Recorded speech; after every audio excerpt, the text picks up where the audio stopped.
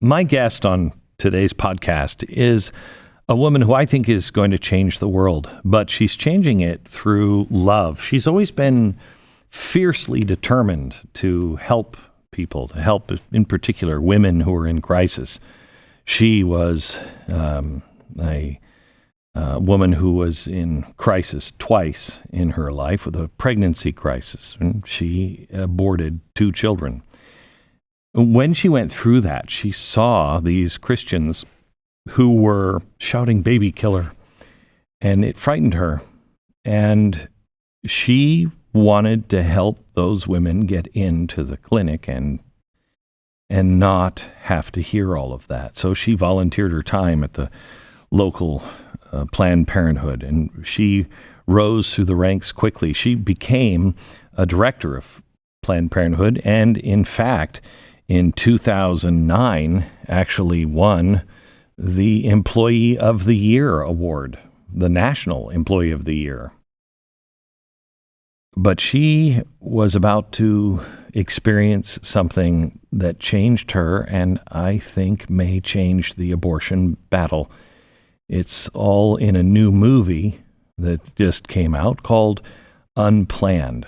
It's also the name of her book about this experience. But this is real life. Today's podcast, the hero, Abby Johnson. I don't know if you have heard about the controversy surrounding the new movie Unplanned, but it is really important.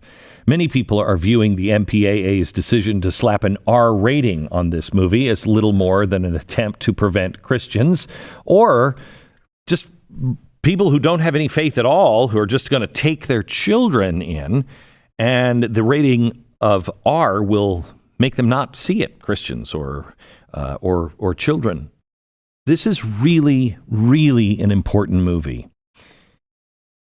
The MPAA rating is making it harder for young people to see the consequence of abortion, to see the real, unbelievable, miraculous story of Abby Johnson. And this one scene, I'm promising you, will absolutely cement forever in your child's mind what abortion really is. The movie is Unplanned, and it brings us an eye-opening look inside the abortion industry from a woman who was once its most passionate advocate. She was somebody who was the Planned Parenthood Employee of the Year nationally. Go to unplannedfilm.com. That's unplannedfilm.com.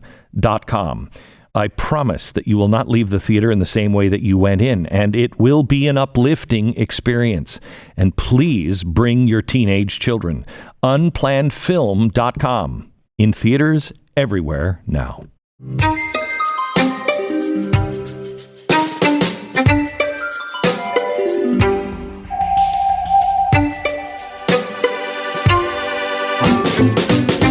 Abby, tell me who the people are that go into Planned Parenthood to have an abortion. Yeah, it's a variety of people, mostly college-age women. But our youngest client was 10, and our oldest client was 52. About half of them were repeat patients. You were a repeat patient? Yes.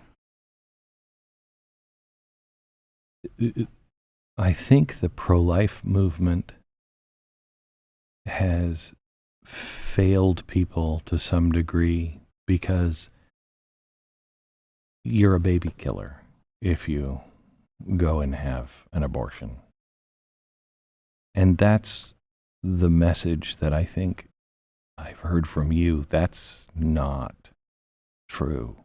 That's not who people are. It's not. I mean,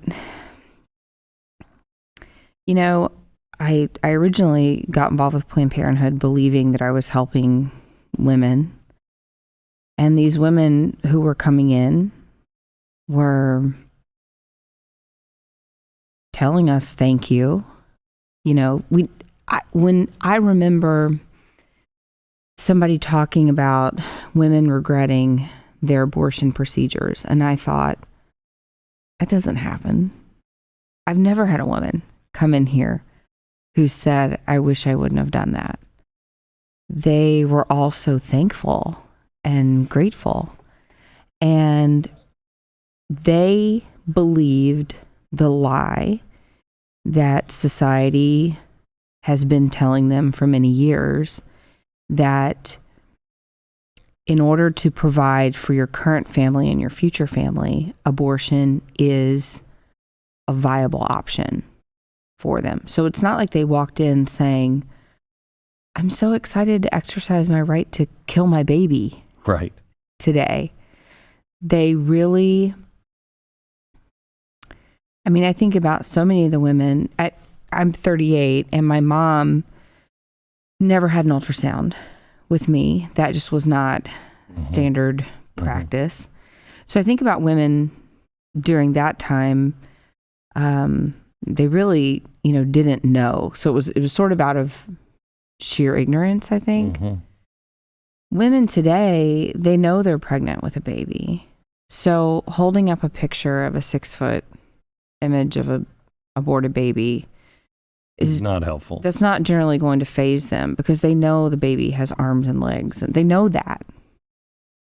It's that they have been taught by our society that dehumanizing the baby in order to get ahead, in order to finish your career, in order to put food on the table for your other children that you already have, because, by the way, 60% of women who have abortions already have children at home, that is the right option for them.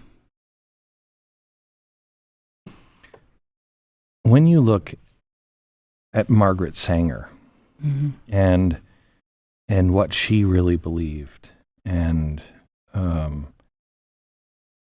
I read her stuff, and she was, I believe, a monster on her beliefs. She was clearly a racist. But she just thought of, children as undesirables, and most of them should be eliminated, especially in certain communities. How much of that is not with the people who are coming in, and not even at the people at the local clinics, but up at the top level? Is there a difference between the local clinic and the people up at the top of Planned Parenthood? For sure. Yeah. I mean, your everyday worker in the clinic, in your local clinic, they have no idea about what's going on in upper management. So all these quotas that you have as a director, the financial incentives, all of that, Tell me about those quotas and the financial incentives. So each clinic has, and each affiliate sort of breaks down for each clinic how many abortions you have to sell each month to your patients. And that's how they come up with their budget for abortion services. Which is odd, because if you're treating cancer, you're not necessarily saying, we've got to go find more kids with cancer. Right. Yeah. And you're happy if cancer patients are down. Right. Exactly. Yeah. No, not in this case. Now, that's what they tell people, though. They tell people, or they used to tell people when I first got involved. Safe and rare. Safe, legal, rare. Right. They don't say that anymore. Now it's just about access at any cost. So at the cost of health regulations, at the cost of patient safety, no matter what, we just want abortion as accessible as possible. But when you are a manager, when you meet those quotas, then there's a financial incentive. So you get a bonus as the manager. So, did you hit those bonuses? Oh, yeah. Yeah. How do you feel about that money now? I felt like, I feel like I do about all the money that I made a lot of money working there. It was all money from corruption, primarily from abortion, pushing my staff to increase abortion numbers. It's disgusting. It's despicable. But that's abortion. It's a business. And that's Planned Parenthood's done a really good job. And the abortion business in general has done a really good job of convincing people that, abortion is just this unfortunate decision that women sometimes have to make. Mm-hmm. So if they're going to make it, better that they make it in a safe, quote unquote, clinic. They don't talk about how they are actually selling patients on abortion. That's the whole purpose of Planned Parenthood being in our public school system. It's not really to provide sex education to our kids. The purpose of them being in the public school system and in some private school systems is so that they can develop a relationship with your child starting in kindergarten. When your child gets old enough and they start going through puberty and they start having questions about sex, the educators are there to say, and I know they say this because I was an educator and I said this, you can't go to your parents about how you're feeling right now. They won't understand. Oh my gosh. They don't know what you're going through. But you can come to me because I've known you since you were 5. I've known you since you were in kindergarten. You can trust me. And then the goal is we get these girls into our clinics. And by the time they're 11, 12, 13 years old, we have them on a birth control method. Like I said, I'm 38. If you told me, Abby, you have to take a pill at the same time every day within 2 hours in order for this thing to be effective, I would fail. Okay. So if you're asking a 12-year-old to do that, she is, of course, you're setting her up for failure. But that's the point. They're putting her on a method that has a high human error rate, and they know that. Planned Parenthood's own statistics state that 54% of women who have abortions were using contraception at the time they got pregnant. That's the whole point. Put them on a method that has a high human error rate. These girls will fail. Hopefully, before they graduate high school, they will be into our clinics for their first abortion. And by the way, they don't have to tell their parents that they're having an abortion. So, we have all of these laws in place, parental consent, parental notification, which are all good laws. But the Supreme Court ruled that anytime you have parental involvement regarding a minor's abortion decision, that you have to have something called judicial bypass. So here in Texas, for instance, there's an organization called Jane's Due Process. All they do, they're a nonprofit group, all they do is connect girls to judges who will rubber stamp their application for them to be able to get an abortion without their parents' consent. And then by the time they get to college, which, again, they have the abortion, we send them out with yet another pack of birth control pills that we know will eventually fail them, or they will fail taking the pill. And by the time they're in college, they'll come back for their second abortion. If we're lucky, by the time this woman is 30, she will have had 3 abortions. Were there meetings? Do you talk like this in those meetings? If we're lucky, they'll have 3 abortions? Sure. Yeah. That's their revenue generating model. We were taught to turn every client visit into a revenue generating visit. The only way you can do that, and this was very clearly expressed in management meetings, the only way you can do that is to sell this woman on an abortion if she's pregnant, because Planned Parenthood doesn't provide prenatal care. We can't help her if she wants to continue her pregnancy. It's not like we get kickbacks off of adoption.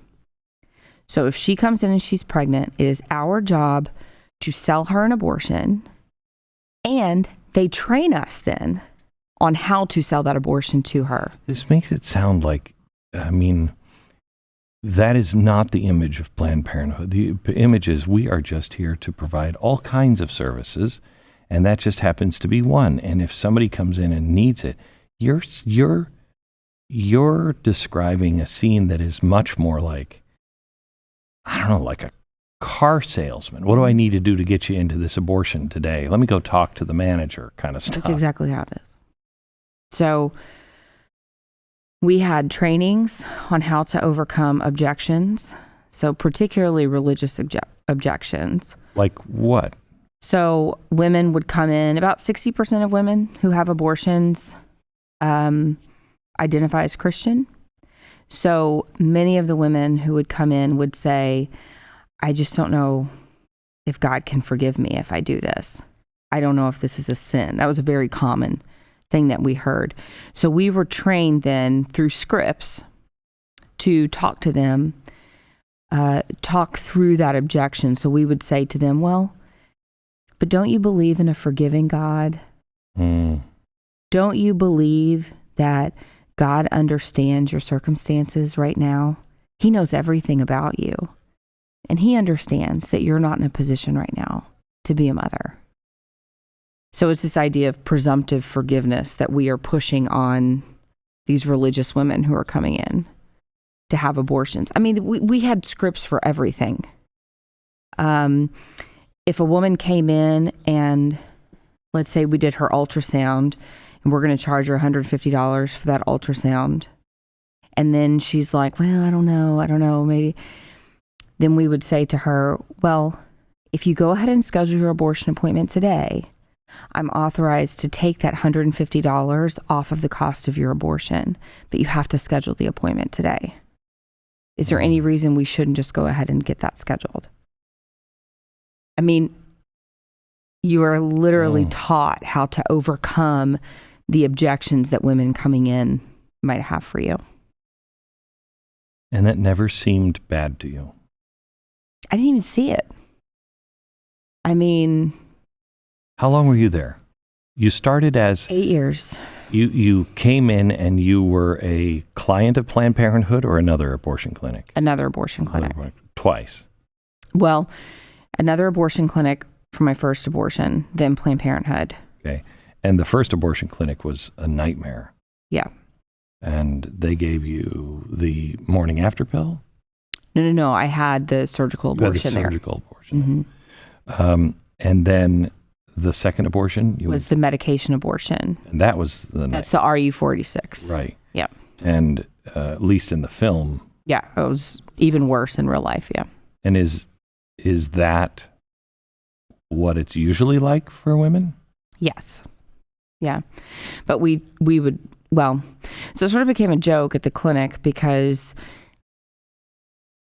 the management wants to increase the medication abortion because in many states you don't have to have a doctor on site to give out that medication. So they don't have to pay a doctor to give out the medication. So they wanted to increase that number. Planned Parenthood's goal was by 2020 to have 50% of their abortions be the RU46 pill abortion because it costs less for them if you don't have to have a physician there performing the abortion. And so it sort of became a joke in the clinic because I hated the medication abortion process. I knew that we were lying to women. I had gone through it myself. What do you mean by lying to women? Oh, we were telling them, it's just like a heavy menstrual cycle, just some minor cramping, a little bit of bleeding. I knew that was a lie. And so it became a joke in the clinic because every time we would have patients there for medication abortions, I would talk them out of it and talk them into doing a surgical abortion, which then takes longer. We can't do it that day. And so my boss stopped letting me counsel the medication abortion clients because I was actually giving them the truth of what those procedures were like. Explain what it's like. So most of the time women pass clots the size of lemons or bigger. That can last for 8 weeks. Oh my gosh. Sometimes women, well, a lot of times the medication abortion procedure won't work. So it will kill the baby. The mifeprex that you take will kill the baby, but the misoprostol will not be effective at actually removing the baby from the uterus. So if it does, the misoprostol's job is to cause cramping, to cause the cervix to contract and the uterus to contract and expel the baby. You expel the baby into the toilet, you flush it down the toilet. Oh my gosh. If it doesn't work, which many times it doesn't, especially if you're further along in your pregnancy, then part of the baby may come out, but part of it may still be left inside of your uterus. So then you have to go back for a surgical abortion anyway. And then you're recovering from a surgical abortion on top of the traumatic event you just experienced with the medication abortion. And what is the procedure like for the patient if you just have the medical abortion? For the medical abortion, she comes in, she talks with, all of her paperwork is completed and filled out by a non-medical staff person. They make sure all the consents are signed, all the legalese is taken care of. Then she goes back with usually a nurse, not always, sometimes it could be a non-medical staff person, to perform an ultrasound because we want to make sure that she's within that window where she can do the medication abortion because you can only do the medication abortion up to 12 weeks. And then they give her the pills. They give her the mifeprex in the clinic. That's what actually kills the baby, removes the progesterone. I mean, what is it like if you don't use the, are you for, what is it, 46? Oh, if you do the surgical. If you have the surgical. So patient comes in, she's in the back room, she goes to, signs all the consents, goes in the procedure room. Doctor begins the procedure. Well, we do an ultrasound.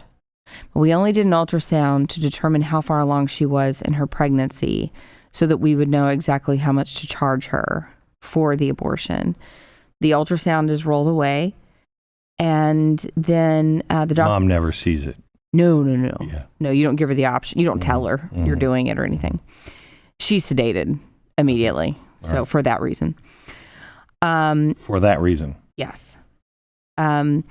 Doctor comes in, begins artificially dilating the cervix. So what you hope naturally happens during childbirth, he's going to artificially make that happen. Then he inserts a cannula. It looks like a straw. It's graduated, gets bigger depending on how far along she's in the pregnancy, primarily because the head is bigger the further along she is in her pregnancy. And he inserts that into her uterus and just blindly pokes around in the woman's uterus. Which would be more safe if they were still doing ultrasound at the time, right? Absolutely. And they choose not to do that. They do not. Now, Why? I asked my supervisor if using an ultrasound is safer for the patient, why isn't this the standard procedure? I was told that it is safer, but using an ultrasound during the abortion takes up an extra 3 minutes of time. And This is a factory floor. Sure. I mean, when we were performing abortions, we were doing anywhere between, 30 to 50 a day. Oh my gosh. So if you're adding 3 minutes of time per patient, that's just additional time for your physician. And so he's performing this abortion. He can't actually see what's happening inside the woman's uterus.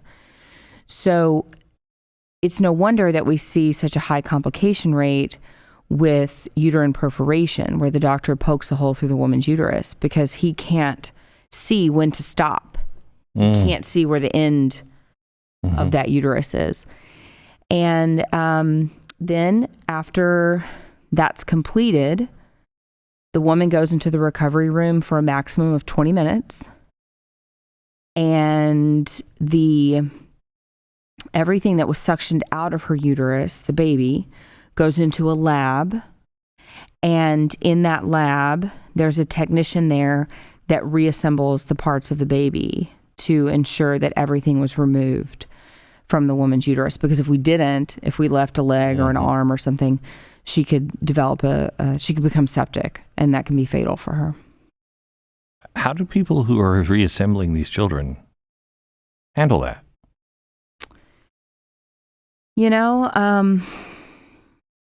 There's only a specific group of people who are allowed to do it. I think it's the people who have really hardened themselves to the abortion procedure. I did work with a girl one time who was a POC tech for several years. She ended up leaving just completely traumatized. We had done a 17-week abortion, and when now that's a D&E, so it's not that's actually removing the pieces of the baby piece by piece. So when she got the tray of all the parts, the torso and the arms were still connected. And she said, I saw this baby's hand move. It like clenched into a fist and then opened. And she just lost it and left. But like my supervisor was primarily the one at my clinic who was in the POC. Which lab. Is products of conception, but your staff used to call it pieces of children.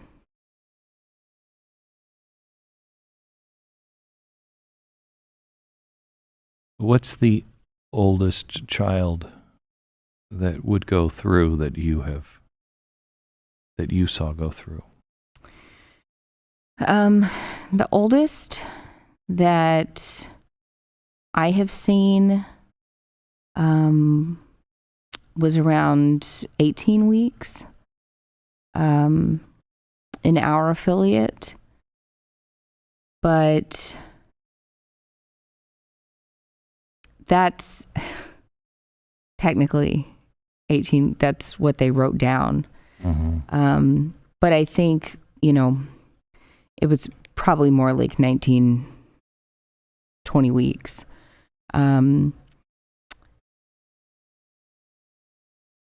There's doctors, though, across the country that will perform abortions electively up until birth. Those facilities actually have incinerators built into their POC lab so that they can incinerate these babies there inside their facility. There was a story extensive backup for all of this that Planned Parenthood wasn't incinerating, they were selling body parts. Did you know about that? Yeah, we did that. We did that at my affiliate. It's very lucrative for the affiliate. So conservatively, we were probably making about $2.5 million a year on that transaction alone. Oh my gosh.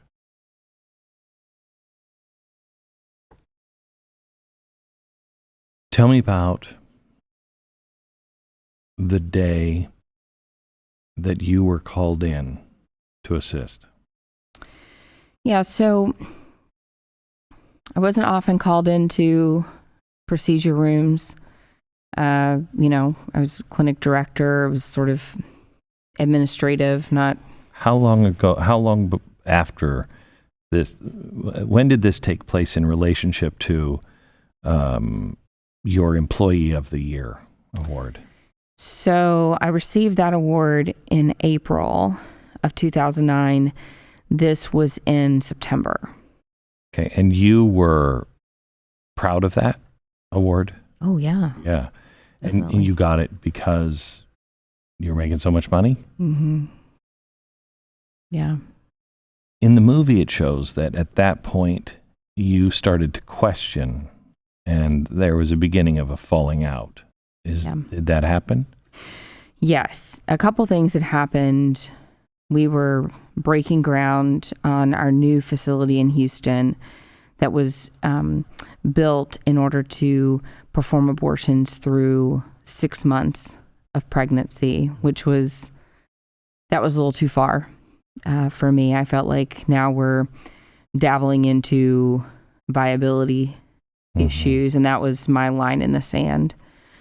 So that was the first thing. Did it bother you that viability was getting Yeah. closer and closer to where you were? Yeah. Yeah, okay. It did, yeah. And I was very aware of that. You know, I sort of... Kind of the wrong side of science or wrong side of history. Yeah. Feeling. I remember one time I was reading, I'd always thought viability was at 24 weeks. So then I was reading this article in People magazine one time about this little girl that was born at 22 weeks. And I was like, oh gosh, it's creeping back. You know, that line is creeping back. That made me feel very uncomfortable to know that we were now going to be surpassing that line. So that had happened. Then the abortion quota discussion that we were supposed to be doubling our quota took place. And I just thought, what in the world? Why is this? At the time, you know, I didn't know if it was that the organization was changing or if it was just that now I was so high up in management, I was actually seeing what we had been about all along. And I realize now it was the latter. This had always been us. I just was never privy to what was taking place at these higher levels of management until I became part of it. So that caused a great deal of strife between me and my supervisor. I just couldn't believe what I was hearing, and I was really trying to fight back against it. And she did not like that.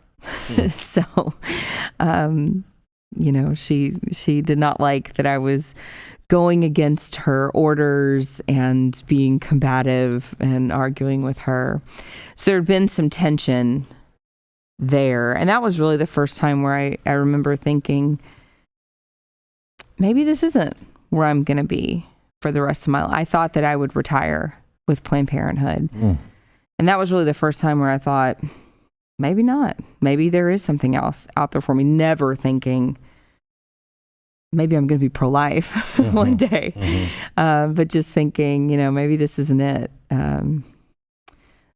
And so that was really, there had been several things that had happened that year to sort of lead up to that pivotal moment. And that pivotal moment that made you quit Planned Parenthood and become pro-life was what? I was asked to come in and assist during an ultrasound-guided abortion procedure. We had a visiting physician come in that day who ran his own private practice, and he only did ultrasound-guided procedures in his own practice, explaining to me that it was safer. Right. So he thought that he would just sort of show us what this looked like. He thought it would be interesting for us to watch this different type of abortion take place. So because he needed an extra set of hands, literally, to hold the ultrasound probe, and I was the clinic director, I was called in to assist. And never assisted an abortion before. I'd been inside the room holding the hand of a girl that was scared or something like that, but actually being on the business end of abortion, that was not something I'd ever done. Which is funny because you were actually on the business end of abortion. And so we did the measurement. We found that the woman was 13 weeks along. And I just I stood there really shocked as I watched this 13-week-old baby move away, try to get away from this suction cannula, and the suction wasn't yet turned on. And I couldn't believe it. I remember, thinking I should say something. I should do something. I should sit this woman up and show her this screen. I mean, I felt the urge to do something, but I didn't. I was so frozen staring at that screen. I wanted to look away, but I couldn't. And when the doctor had the cannula in the right position, he asked the technician to turn on the suction machine, and he said, "Beam me up, Scotty."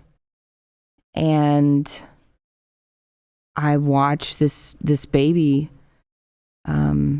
pieces of it just disappear into that suction cannula until the screen was black, and I knew that meant the abortion had been successful.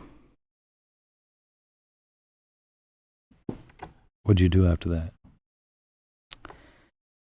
I went to my office. I didn't know what to think. I kept checking on the woman in recovery. I felt like I held the secret that I wanted to share with her, but I couldn't. Secret that your son or daughter fought for his life? Yeah. That I knew it was a boy. And I felt like I held all of this, but I wanted to share it, but I couldn't. And so I kept checking on her and going back to my office, and I left that day. I went home and I talked to my husband about what I had seen. My husband, who had always been pro-life, so we didn't really talk about my job. And I just said, I have to tell you about what I saw today. And I started describing it, and he was like, Abby, I really don't want to hear this. And I said, well, you have to, because I have to talk to somebody about it, and I don't know who else to talk to. And he didn't want to hear it because he had been telling you the whole time, this is not you, this is wrong. Right. You shouldn't be there. Right. And he was expecting that you would tell him and then say, well, I got to go to work. I think he didn't know what I was going to do. I remember after I recount this to him, and he could have said, well, I told you so. I've been telling you for 8 years. He didn't. He just looked at me and he said, well, what are you going to do now? And I said, I don't know. And he said, Abby, you know the truth. What are you going to do now? And I said, I think I'm going to have to leave. And that was terrifying. Just the thought of leaving behind this salary, leaving behind all my friends, leaving behind this identity that had become part of who I was. I was like, who am I? If I'm not this person, who am I? And then having to admit what I had done and what I had been a part of, and having to face that. It's a hard thing to face. Before we get there, you had to face Planned Parenthood first, didn't you? I did, yeah. And they were not happy. No, they were not. What happened? About 3 weeks after I left, I was served papers from Planned Parenthood. They had gotten a temporary restraining order of disclosure, so a temporary gag order. against me. And I was so surprised. I remember getting it and just thinking, what? These people were my friends. I was still just so naive. I really. Did you plan on speaking out at that time? Never. No. I already had another job lined up that I was going to start in November. This was late October, running an OB-GYN's practice, and never planned on telling my story. But when they sued me, they sent out a press release about it. Planned Parenthood did. And that was picked up by the AP. Mm. And that's what got circulated around to all these news outlets and really sort of forced me. What did it say about you?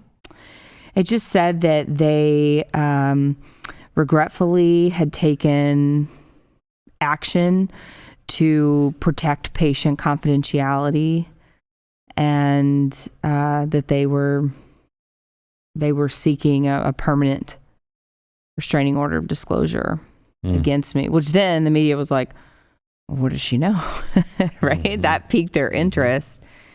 And so, I mean, honestly, if it hadn't have been for their press release, I don't know that my story would have really ever gotten out there. Wow.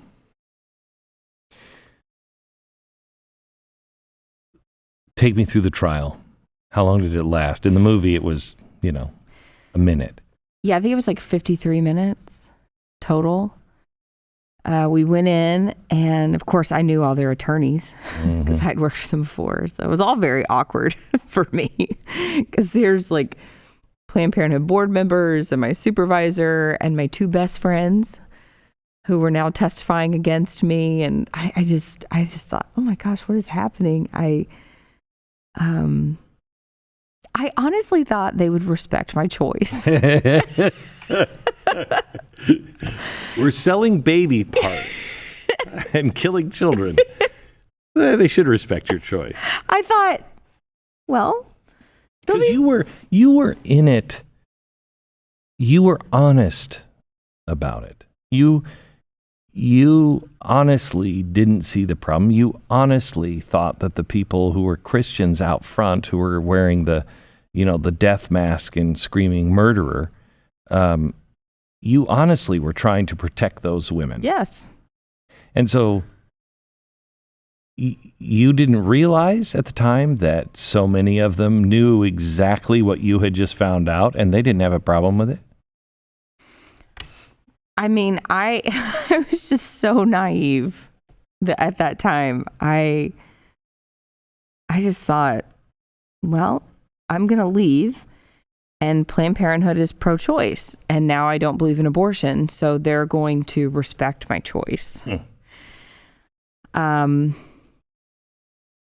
I was just really stupid at that time. I really was. I didn't realize what a threat I was to them, what a threat former workers are to them. And we went to court. And did they say what they said in the movie in the hallway? Yeah. What was it? She had said that they had made fun of my attorney because he was basically like an ambulance chaser who had billboards up all over town. But he hated Planned Parenthood, so he was ready to, he's ready to go to bat. They made fun of my attorney, and I just remember after we won, it was like, this isn't over. And they said that to you. Yeah, and we were like, no, I think it's over. Were you listening in there? I think it was. Yeah, I think we won. Yeah, that was it. But the courtroom was just crazy. They were. My boss got up on the stand. My attorney was so great. He was asking her these questions, and he said, do you believe that Miss Johnson took any confidential patient information, any proprietary information? And she said, well, we don't know. And he said, well, don't you have electronic records. You can see that. Mm-hmm. And he said, what did the electronic record show? Well, it showed she didn't take anything. Okay. And he said, so what's this really about? I mean, what is this about? Security code, alarm code? I mean, what is this about? And she said, well, yeah. I mean, she knows our alarm code. And he said, change that. Yeah. He said, well, you haven't changed that since she left? And she said, no, we did. And so my attorney, like, he was just so serious. He goes, do you believe that Mrs. Johnson is somehow clairvoyant and will be able to have access to those codes? And I swear she looked right at him and she goes, well, I don't know. It was just a circus. It was ridiculous. And so they presented first. And when they got done, my attorney just stood up and said, this is ridiculous, Judge, and asked for a directed verdict. And the judge said, you have nothing. This is over. And that was it. Hassled by them after? Not really. Every once in a while, I would say something, and then they would make a statement calling me a liar, and then I would provide proof of what I was saying, and then they would have to come back and say, okay, yeah, we did do that. And so now when I say something, they just leave it alone. They just shut up because they don't know. I think they don't know what evidence I may have. Let me go to the healing of yourself. You honestly didn't know. You honestly felt like this was the right thing to do. You honestly thought you were helping people. Mm-hmm. When you found out you weren't, you got out and you were honest about it. But going home and counting, you had to have counted the number of children. I did. 22,000. It's a big number.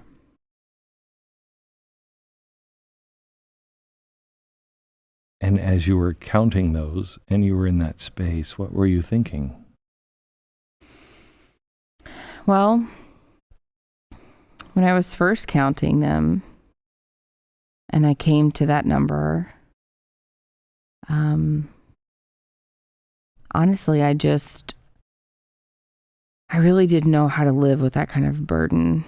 I didn't know if I wanted to. I just thought, how do you live with that? How do you process that? Thankfully, I grew up with a really strong faith foundation. So, I grew up believing that God does forgive us when we're truly repentant. And I truly was. And I was reminded that I could never go back and right my wrong. That wasn't required of me anyway. But I remember when I was feeling such despair over just the sheer amount of children. God just kept reminding me that it was over and that he had won. And I remember one time I was watching that movie Kung Fu Panda with my daughter. And this was not long after I'd left. And there's like this wise old turtle, right? And this little mouse thing.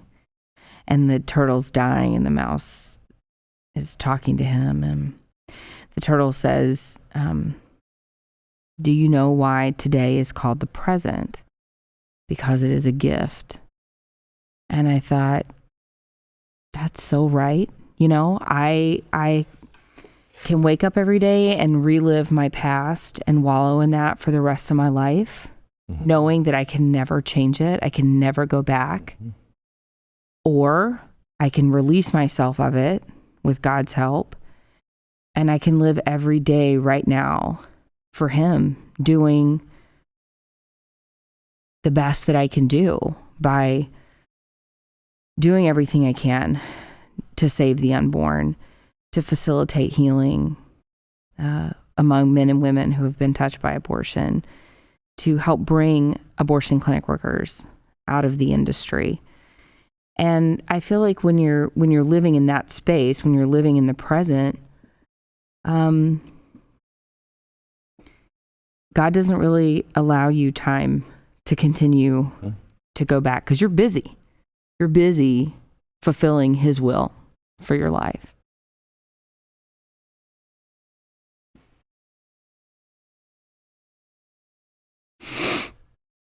Where'd you make your mistake? Well, it's going to sound crazy, but I can tell you where I made my mistake. I made my mistake when I went to college, and I started living a life of immodesty in my speech, in my behavior, in my dress. I saw that attracted guys. That was attention that I wanted. Mm-hmm. I had my first unplanned pregnancy, had my abortion. I believe that was when abortion and that sin that led me down that road, that's when it entered. And it was just one poor choice after another. But it started way back before I actually laid on that table the first time. It was the decisions I was making that led to that unplanned pregnancy. And I've been raised better than that. I've been taught. Most of us have. Yeah. Last two questions. Talk directly to those who are in the pro-life movement, but maybe are not behaving in such a way that would have captured you. Yeah.